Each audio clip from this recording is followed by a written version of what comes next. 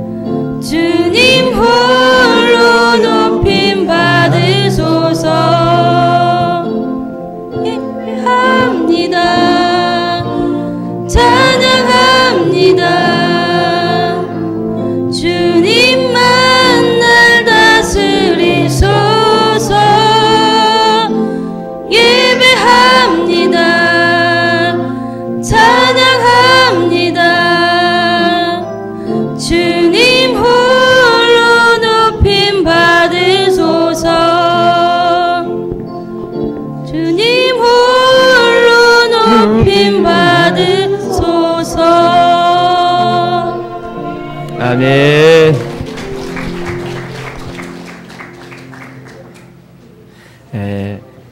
가족 총동원이 됐는데 다음번 가족 총동원을 할 땐 옆구리에 사랑하는 님들도 같이 총동원됐으면 좋겠습니다. 자, 오늘 우리가 읽은 말씀은 지혜로운 사람에 대한 이야기를 합니다. 사람은요 다 착각 속에 산다고 합니다.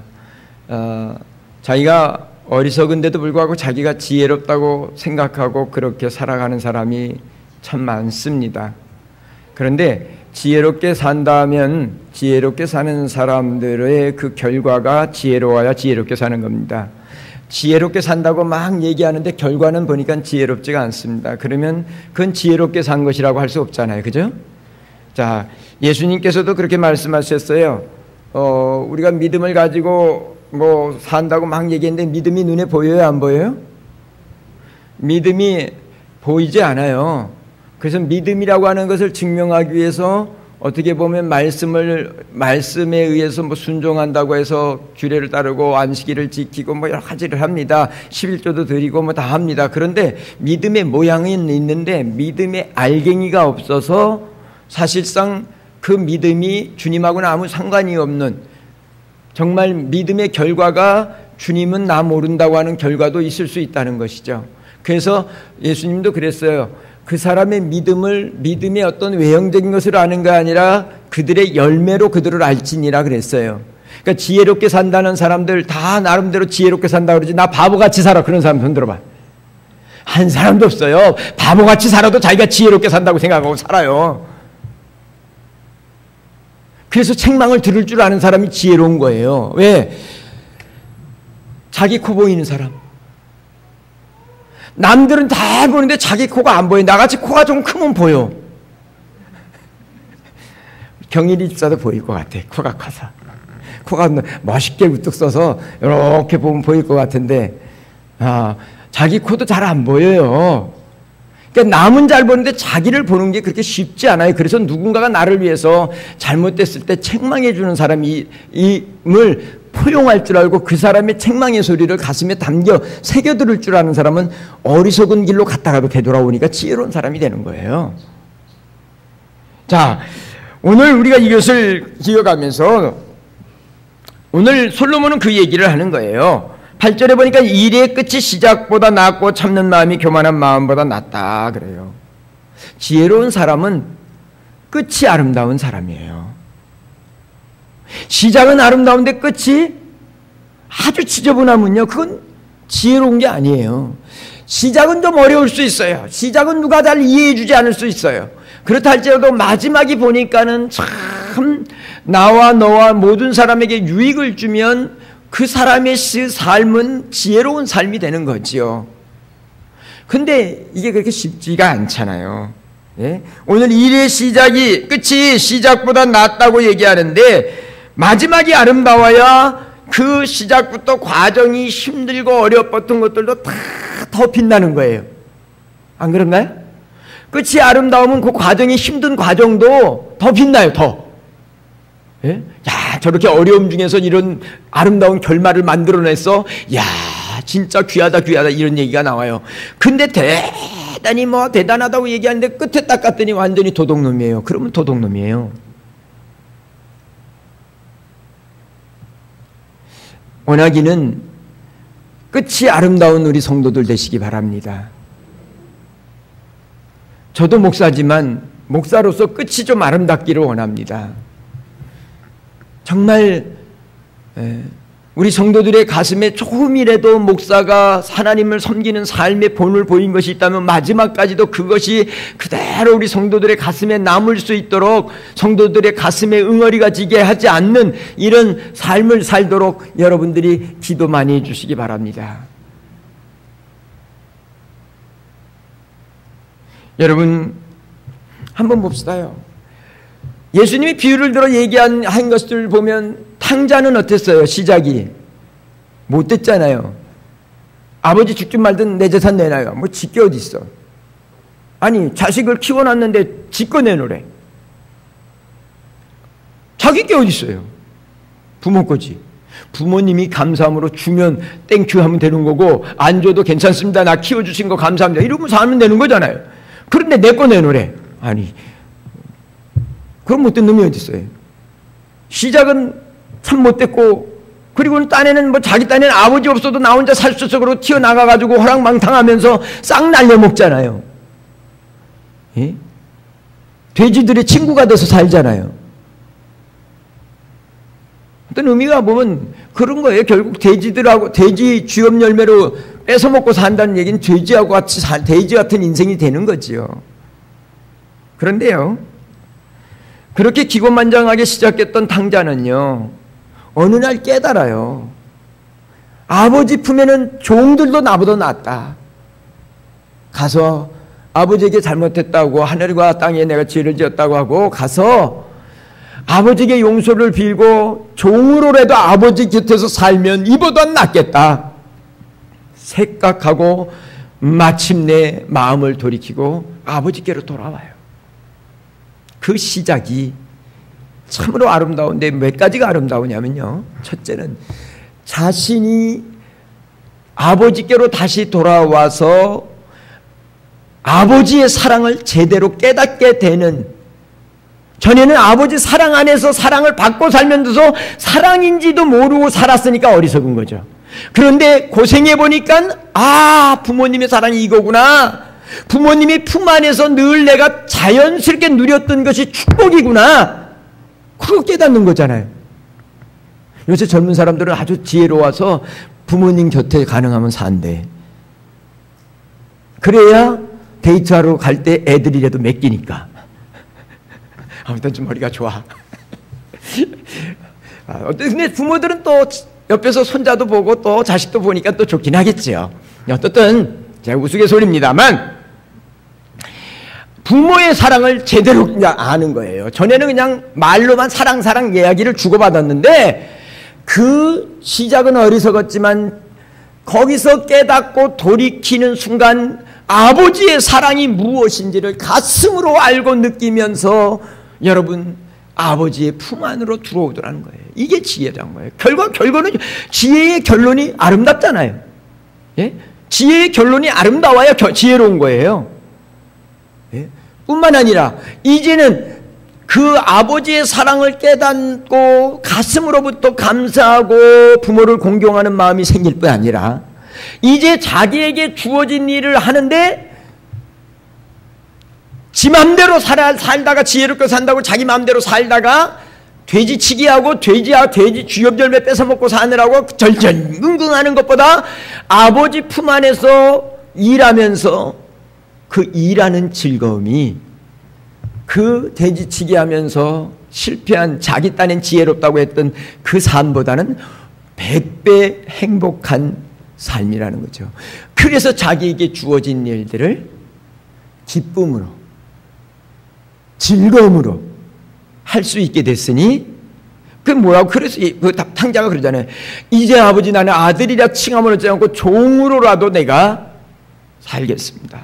그렇게만 이래도 받아주십시오. 그 얘기 뭐예요? 내가 아버지 이 집에 들어와서 종으로라도 내가 열심히 일해서 사는 것이 내가 지혜롭게 산다고 한 그 튀어나가서 산 삶보다는 훨씬 복 있는 삶인지 내가 인정합니다. 나 그렇게 열심히 일하며 살겠습니다.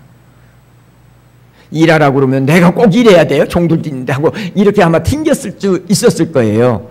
그런데 인생사 자기가 지혜롭게 자기 뜻대로 살아본다고 살다가 실패하고 난 다음에는 돌아와서 그렇게 자기 일에 만족하고 주어진 일에 기쁨으로 이제는 종으로서가 아니라 아들로서 일하되 그 일을 즐거움으로 할 수 있게 된 이것이 지혜롭고 복 있는 결정이라는 사실입니다. 끝이 너무 아름답잖아요. 예? 하나님의 사랑을 아버지의 사랑을 알고 내게 주어진 삶을 인자한 신바람나게 즐거움으로 기쁨으로 자원함으로 감당할 수 있으니 그 인생이 행복하고 지혜로운 결말을 얻는 거 아니겠어요? 예?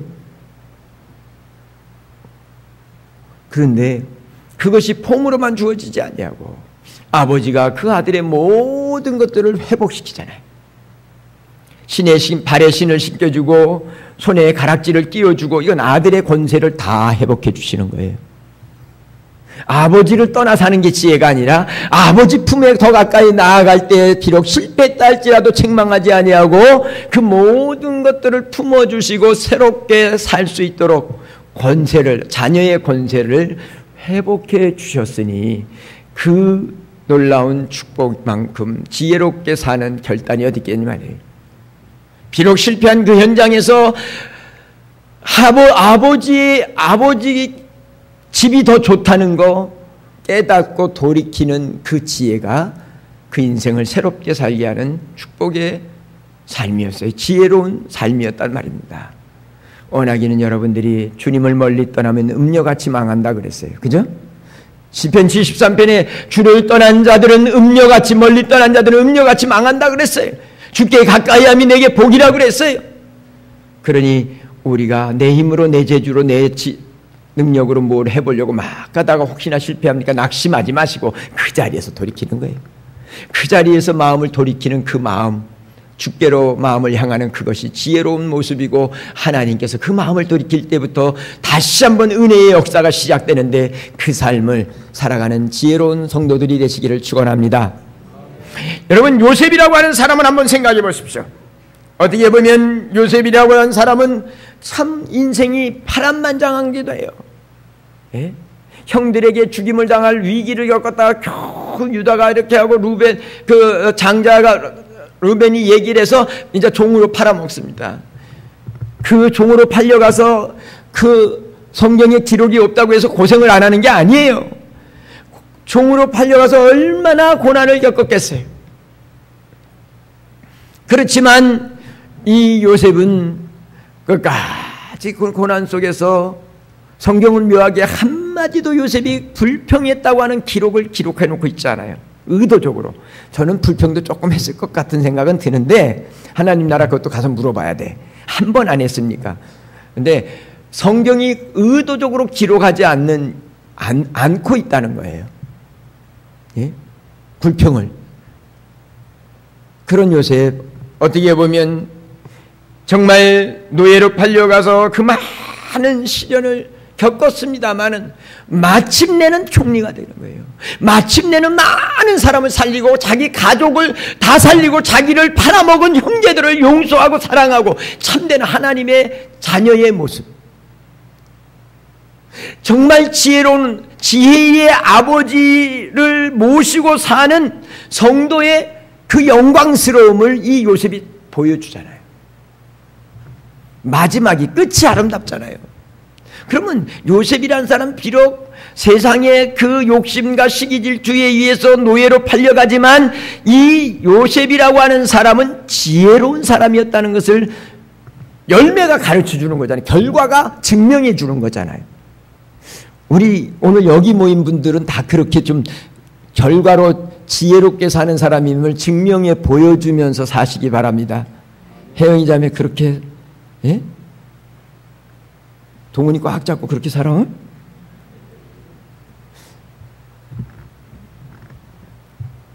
아유, 지난주 수요일 날은 출장이 근처 왔다고 수요 예배 때 나왔더라고. 근데 얼마나 예쁜지. 여러분, 오늘 저와 여러분들이 이것을 잃어버리지 않았으면 좋겠습니다. 정말 끝이 좋아야 합니다.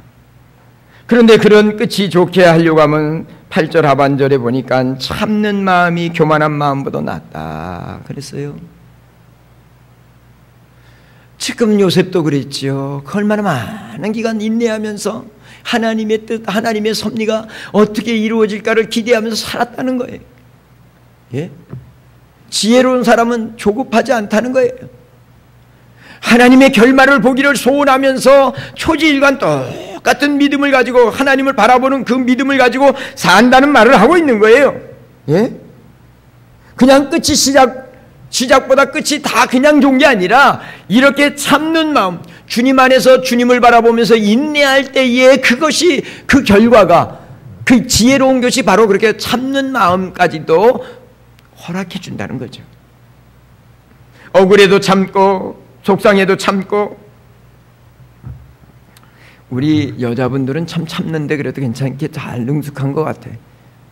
그냥 여러 가지 환경과 여건에서 다 참고 지금까지들 살아오신 것 같아. 우리 베이징 식구들 이렇게 목장 모임하면서 이렇게 모시고 다니다가 이렇게 이런저런 얘기를 듣다 보면 참 안 맞는 인생들을 사셨어. 참 그 남자들 남편들 여기 우리 오집사님 계시지만 남편들 빨리 걷어 안 차고 안 도망간 거 보면 참 대단한 거예요. 요새 어른들이 뭐라고 그러냐면 요새 젊은 사람 같으면 아마 다 차고 도망갔을 거라고. 난 그렇게 못 산다고.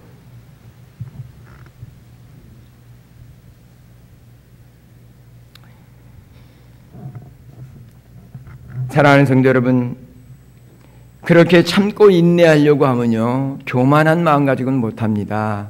예수님이 죽기까지 여러분 십자가를 지신 것은 겸손한 마음에서 우러나온 것입니다. 그렇기 때문에 교만한 사람이 참는 법이 없습니다. 내가 다 똑똑하고 내가 다 지혜롭다고 생각하는데 뭘 참고 말고 있어요. 내가 제일인데.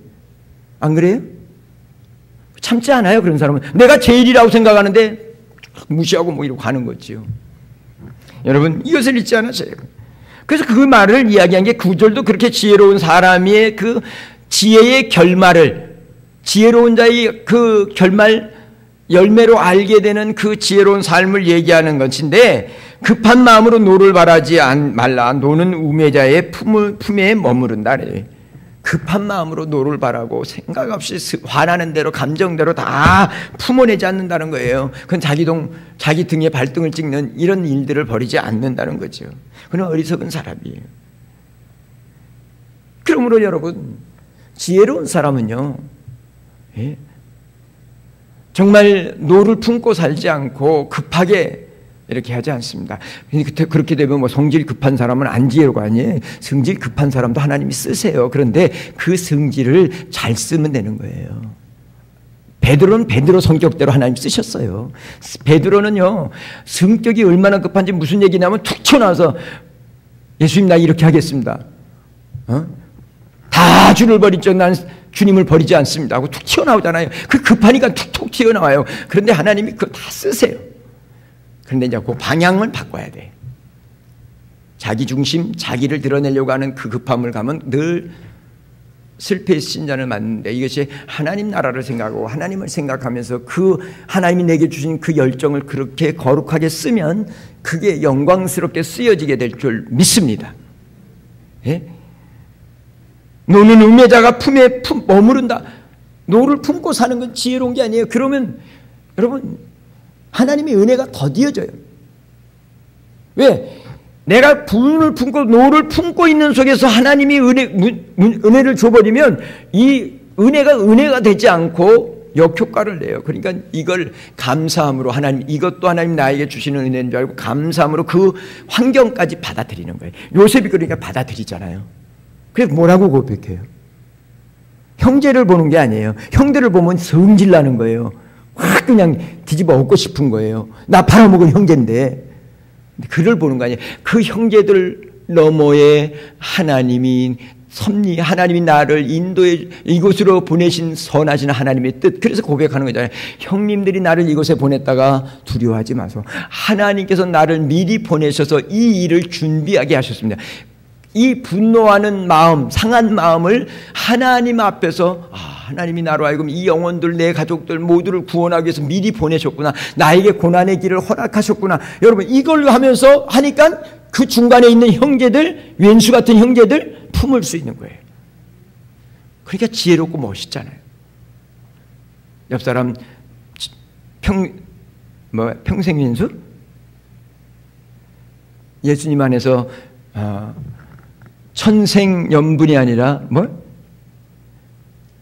평생의 왼수라고들 그런다고 그러는데, 지금도 잘 우리 여자분들이 잘 품어주시지만 잘 품어주십시오. 이 남자들은 나이가 들면은 박강천 집사님은 철자가 들었으니까 철이 없다고 그러지만 저는 철자도 안 들었는데 철이 없어요.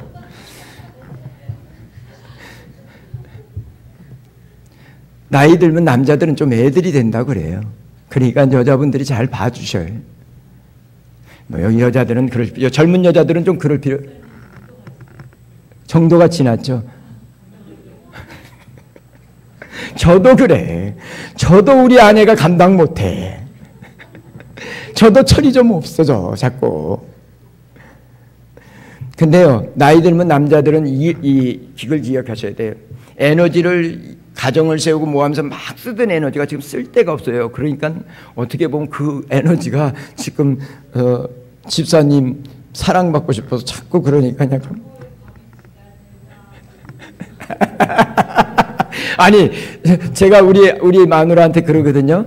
삼식이 셋 때 밥 끼니 때마다 딱딱 챙겨줘서 고맙다고 그러는데, 사실 내가 없으면 중간에 밥 하기 싫으면 또 건너도 뛸 텐데 나 때문에 건너를 못 뛰어.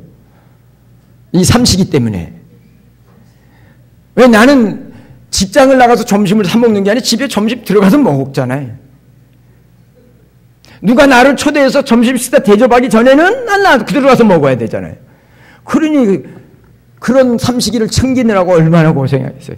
그런데 또 남자는 또 내가 이게 철이 자꾸 없어져 갖고 철없이 행동하니까 여자들 속이 좀 타긴 탔죠. 근데 그래도 잘 사랑하는 마음으로 이해해 주시고, 이게 뭐 정말 우리 마음에 내가 분노를 품으면 하나님이 은혜를 주셔도 그게 은혜로운 열매로 나타나지 않으니까 나도 손해고 너도 손해니까 지금 그 얘기를 하는 거지, 남자 철없다고 지금 하려고 하는 얘기 아니에요. 또 집에서 봐, 목사님이 남자 철없다고 그랬잖아. 당신 그리고 남자 또 그러지 말고 길을 세워주면 또 그냥 그 속에서 좀 올라갔다 잘 정리를 해야지. 뭐죠, 신집사님 지금 기침하는 거 봐 지금. 집에 가면 장건사님 그거 갖고 뭐라고 그러면 안 돼.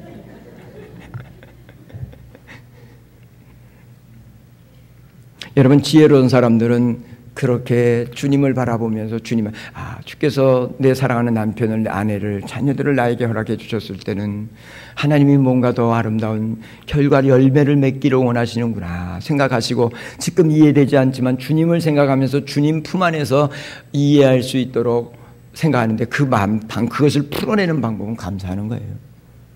그래도 없는 것보다 낫다. 우리 안건사님 봐요. 오집사님 지금 90을 향해 가는데, 솔직히 오집사님 가끔 얘기해요. 안건사님이 나 다 일일이 챙겨주느라고 고생이 많대요. 근데 오집사님 모습 봐. 안건사님 또 홀로 사니까 얼마나 해줄 사람도 없으니까 혼자서 밥 먹기 싫으면 안 먹고, 에이고 뭐 이러다 보면은 더 약해지지. 해줘야 되니까 옆에서 같이 먹으니까 그나마 건강하지. 그러니까 감사한 것으로 감사할 것을 거기서 에너지를 찾으라고요. 네? 또 그러면 없는 사람은 어쩌라고? 없는 사람은 또 그걸 긍정적으로 가야지. 이야, 이 나이에 그래 70 먹은 노인네가 동창회 갔다 와가지고 남편을 바가지 박박 끊더니 다 갔는데 당신만 있어갖고 내가 이런다고 또 그런 데잖아 또. 그러니까 생각을 어느 쪽으로 방향을 트느냐, 좋게 하란 말이에요. 감사하게 하라는 거예요. 내 안에 분노를 품고는 행복 없어요. 그러니까 이 분노를 풀어내려면 그 분노를 일으키는 대상이든 환경이든 그 속에 감사할 것을 찾아서 감사하면서 성령께서 내 안에 상한 마음, 찢긴 마음들을 풀어주시면서 품어줄 수 있는 능력으로, 요셉이 그래서 그거 가능한 거 아니에요? 어쨌든 그러면서 10절에 다시 얘기하는 거예요. 옛날이 오늘보다 나은 것은 어찌미냐 하지 말라. 이렇게 묻는 것은 지혜가 아니다. 어리석은 사람은 뭐 밤낮 무슨 얘기 잘해요? 왕년에 내가 그래도 한가닥했어. 뭐 과거 얘기하면서 현재의 만족감이 없고 과거 얘기하면서 현재의 거드름을 핀다면 그건 지혜로운 게 아니에요. 과거에 왕년에 나도 한가닥했어. 그건 무슨 상관이 있어요? 지금 중요하지. 뭐 과거가 무시된다는 건 아니에요. 그렇지만 과거에 얽매이는 것은 결코 지혜로운 삶이 아니라는 거예요. 과거에 어쨌든 오늘, 정말 내게 주어진 오늘의 삶을 통해서 내일이라고 하는 미래를 하나님 앞에서 열어갈 줄 아는 것이 지혜로운 삶이에요. 그래서 11절부터 14절까지 얘기가 한마디로 얘기하면 무엇인가 하면, 그 현재의 삶 속에서 미래에 하나님께서 행해 가시는 것들을 보면서 하나님의 뜻에 순응하는 것이 지혜로운 거예요. 그래서 13절에 이렇게 해요. 하나님께서 행하시는 일을 보라. 하나님께 굳게 하신 것을 누가 능히 곧게 할 수 있냐. 하나님께서 허락한 걸 내가 몸부림친다고 이거 바꿀 수 있어요, 없어요? 바꿀 수 있나 보네. 여지껏 바꿔갖고 왔나 보다들. 하나님이 굳게 한 것을 누가 필 수 있냔 말이에요. 하나님이 굳게 한 걸 누가 꾸길 수 있냔 말이에요. 없다는 거예요. 지혜로운 사람은 이것을 알고 하나님이 굳게 했으면 굽어지죠. 그리고 따라가는 거예요. 굳게 하면 하나님 나는 이렇게 가고 싶은데 이렇게 가려니까 나는 이렇게 그냥 순응해 가는 거예요. 이게 지혜로운 사람이라는 거예요. 이렇게 사는 사람의 결말이 하나님이 준비해 놓으신 은혜와 복을 누리면서 그 마지막 끝이 아름답다는 거예요. 그 얘기를 지금 솔로몬이 하고 있는 거예요.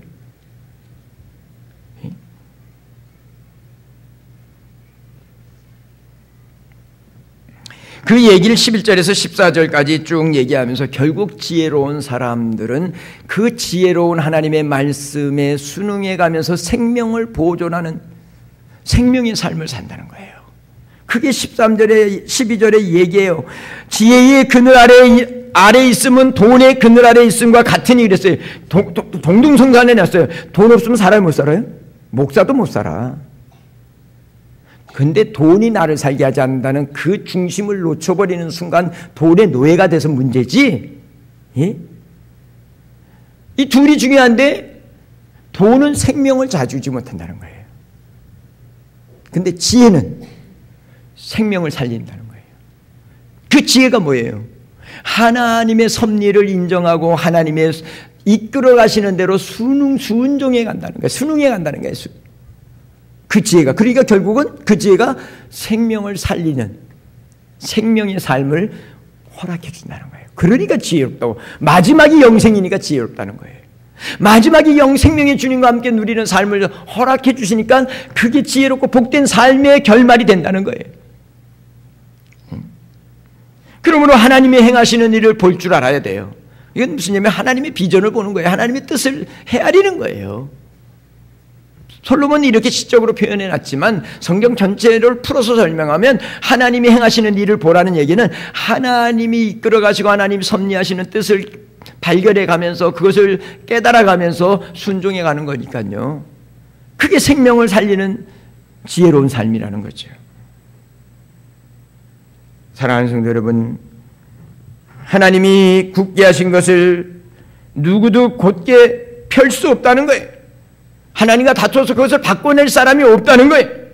그러니까 오늘 하나님이 허락하신 그 내 삶을 인정하고 과거를 더 버릴 거 아니라 오늘 하나님이 나를 이끌어 오시는 이 삶, 오늘 현재의 삶, 그것이 좋든 나쁘든 하나님이 그 속에서 하나님의 섭리를 발견해가고 하나님의 말씀을 따라 지혜의 말씀을 따라서 순종해 가면서 그 고난이 유익하게 되는, 오늘 햇빛 아래 있는 그 그늘 아래 햇빛을 보는 자에게 유익이 됐다 그랬어요. 예? 그러니까 이게 무슨 이야기냐면 그렇게 지혜롭게 사는 사람은 자신만 유익이 한 게 아니라 주변에 많은 사람들이 함께 유익을 얻다는 게, 요셉의 삶이 많은 사람을 살리잖아요. 형제들을 살리잖아요. 부모님을 살리잖아요. 그런 삶이 열려진다고 하는 사실을 설명하고 있는 것입니다. 그러므로 오늘 우리는 이런 지혜를 가졌으면 좋겠습니다. 이거는 신학자 니버라고 하는 라이홀트 니버라고 하는 유명한 신학자가 쓴 이런 글인데, 기도문인데, 이런 기도문이에요.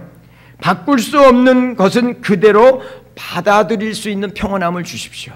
자, 한번 물어봅시다. 이렇게 키가 작은 거, 이거 바꿀 수 있어요, 없어요?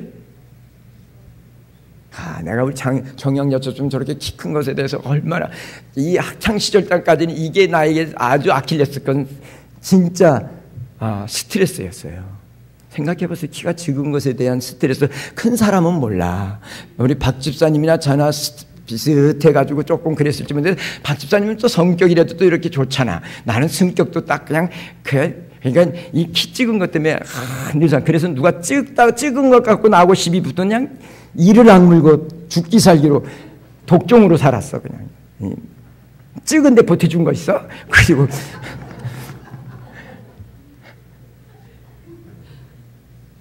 근데 이거 바꿀 수 있어 없어요? 없으니까 없는 거는 그대로 받아들일 수 있는 평온함이 우리에게 필요한 거예요. 그게 지혜예요.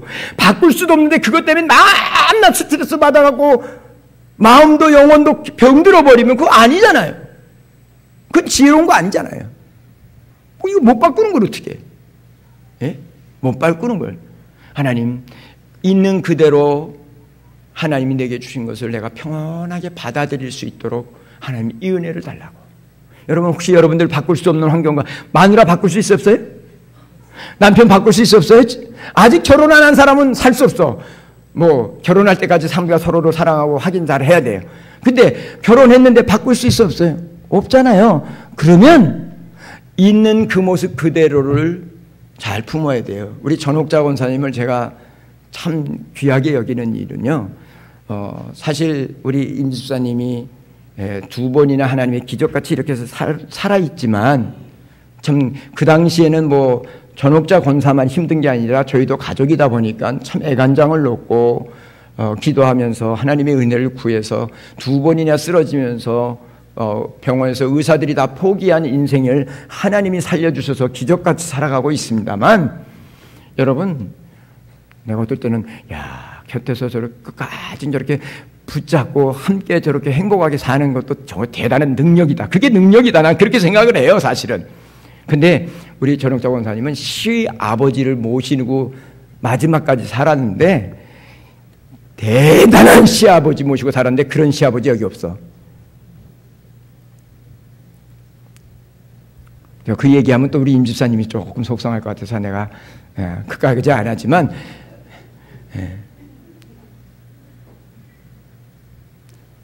우리 임 집사님 식구들이 다 도망갔으니까 전옥자 권사만 옆에 남겨놓고, 그거를 내가 예수 믿으니까 우리 전 권사님이 오늘 개상하게 내가 누구 전옥자 권사님을 띄우려고 하는 건 아닌데, 우리 전옥자 권사님이 늘 그래도 내가 예수 믿으니까, 난 이 말에 늘 그때 도전을 받았어요.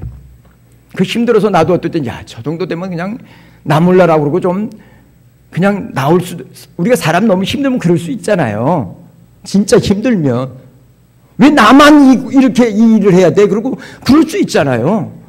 그런데 내가 그래도 예수 믿으니까. 그게 믿음 아니에요? 그게 지혜로운 거 아니에요? 믿음이 있다는, 지혜의 믿음을 가졌다는 사람이 그게 그거 아니에요? 그래도 내가 예수 믿으니까. 아무튼 여러분, 바꿀 수 없는 거는 그대로 내가 평온하게 그 고난과 때로는 내 마음에 들지 않는 그것까지 받아들일 수 있는 은혜를 달라고 기도하십시오. 두 번째로는 바꿀 수 있는 것은 바꿀 수 있는 용기를 달라고 기도하십시오. 왜냐하면 우리는 어차피 날마다 창조적인 역사를 이신 주님과 살기 때문에 여러분이 창조적인 사람들이 되는 거예요. 여러분이 누구하고 살아, 동훈이? 창조의 하나님, 세일을 행하시는 하나님하고 산단 말이야. 하나님이 세일을 행하시니까 나도 더불어서 같이 세일을 행하는 삶을 살아야 되는 거예요. 그래서 보다 나은 것을 위해 눈에 보일 때는 하나님께서 명령하실 때도 있지만 나로 하여금 이미 가지고 있는 믿음을 가지고 믿음을 써서 도전하라고 말씀하시는 거거든요. 근데 에이, 좋은 게 좋은 거지 뭘. 그리고 도전할 때 도전하지 못하면 세일을 이룰 수가 없어요. 세일을 이룰 수가 없어요. 그래서 니버는 그렇게 얘기한 거예요. 정말 바꿔야 될 거 바꿀 수 있는 거라면 도전할 수 있는 용기를 달라고. 이게 지혜로운 거예요. 그래야 세일을 행하시는 하나님과 하나님의 역사를 함께 동역해 갈 수 있는 거예요. 그냥 사람 얼굴 보고 좋은 게 좋은 거니까 그냥 좋은 게 좋다 그러자. 그리고 주저앉아 버리면 함께 썩어버리고 함께 부패해버리는 거예요. 우리 사랑하는 성도들이 창조주 하나님과 함께 창조적인 삶을, 여러분들의 삶 속에서 더 나은 삶, 더 아름답고 유익된, 나와 너와 우리 공동체와 모든 사람에게 유익이 되는 그 일이라면 때로는 내가 희생을 감수한다 할지라도 여러분 그 길을 도전할 수 있어야 돼요. 그런 용기를 달라고 기도했으면 좋겠습니다. 세 번째로는요, 이 두 가지를 분별할 수 있는 분별력을 달라고 기도하십시오. 어떨 때는요, 바꿀 수 있는데 바꿀 수 없는 거지, 그리고 안주할 수 있고요. 바꿀 수 없는 것을 바꾸려고 똥꼬집을 비우면서 헛수고할 수가 있어요. 그러니까 이 두 가지를 잘 분별해서 하나님 주신 것 안에서 이것이 하나님이 더 이상 바꿀 수 있는 게 아니라 이것을 할 때 그것은 평안함을 누리고, 바꾸면서 세일을 이루기 위해서는 도전하고, 이걸 분별하면서 살아가는 삶. 어떻게 보면 솔로몬이 얘기하는 이런 지혜로운 삶의 모습을 리버는 이런 기도문을 통해서 이 리버라고 하는 대단한 신학자는 그렇게 정리해 놓았다고 볼 수 있습니다. 그러므로 오늘 우리 사랑하는 성도 여러분들 기억하시면서 14절에 그래서 형통한 날에는 뭐 하라고요? 기뻐하라는 거예요. 하나님 찬송하고 하나님 앞에. 근데 공고한 날에는 자신을 되돌아보면서 하나님 앞에서 이 두 가지의 삶을 잘 분별해서 지혜로운 삶을 통해서 지혜로운 결말을, 하나님께 영광을 돌리는, 다른 이들에게 유익을 주고 덕을 세우는 이 영광의 삶을 살게 해달라고 정말 솔로몬이 결론을 내고 있는 거예요. 그러므로 우리 사랑하는 성도들, 예수 안에서 하나님을 경외하는 지혜로운 성도들인데, 그 지혜로운 성도들이 종교적인 어떤 형태만 가지고 있지 마시고 오늘 말씀처럼 아름다운 열매로 내 믿음, 지혜의 믿음이 결말이 아름답다는 것들을 보여주고 살아가는 성도들 되시기를 주님의 이름으로 축원합니다. 기도하겠습니다. 존귀하신 하나님 아버지, 은혜와 사랑을 감사합니다. 우리에게 하나님을 알고 영원한 세계를 알고 하나님의 선하신 뜻을 따라 지혜롭게 살 수 있는 비결들을 우리에게 가르쳐 주셨는데, 하나님 이 말씀들을 통해서 지혜로운 열매들을, 삶의 열매들을 통해서 하나님께 영광을 돌리는 우리 모든 주의 자녀들 되도록 축복해 주시옵소서. 예수 그리스도의 이름으로 기도를 드리옵나이다. 아멘.